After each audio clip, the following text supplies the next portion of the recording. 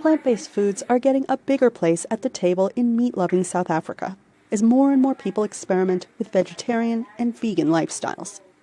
Veganism, which entails cutting out all meat and animal-derived products, is slowly growing globally.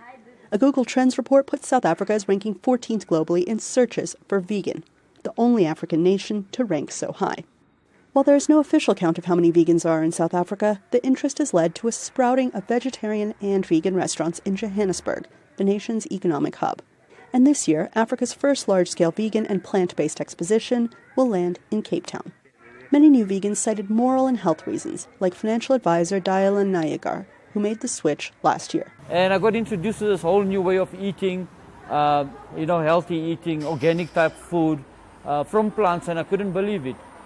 Like I said, blew my mind, and I got fully involved into it and haven't turned back. But, say the owners of one of Johannesburg's hippest, newest vegan eateries, vegans don't have to explain themselves to anyone. All I'm trying to do is live a life that's sustainable for me, and that makes me happy. Her business partner, Anesu Mvizo, who is also a medical doctor, says that most people cite health reasons for the switch. Meat is full of saturated fat, and saturated fat is a huge cardiovascular risk. It leads to heart attacks, strokes. It's been implicated in diabetes as well, and your veggies and your fruit don't have that, or have very low levels of that. So I think in terms of that, if you're eating the correct portion and you're eating the right thing, then totally a vegan lifestyle can definitely be healthier than a meat-based diet.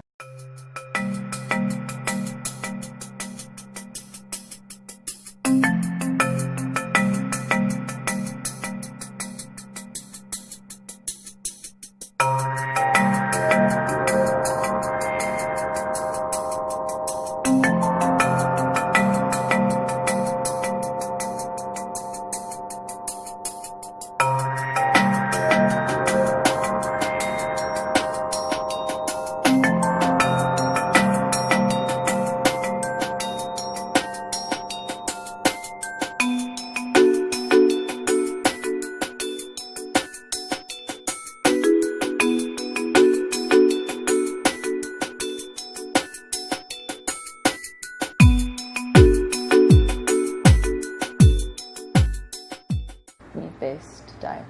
But veganism can be a lonely road.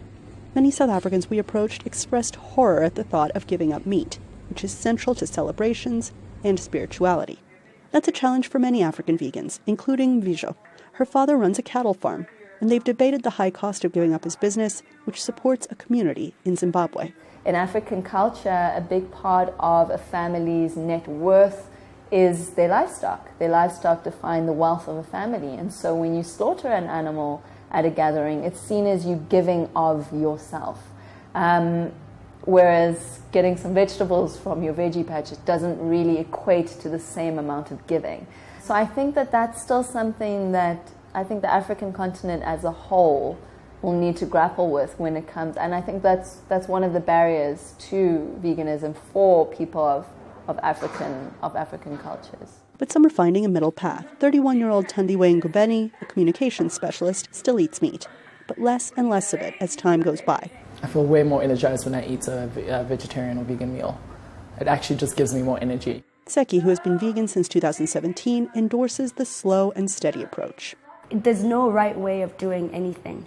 I think, yes, there are many benefits of being vegan, especially for the animals in terms of them being killed and all of that.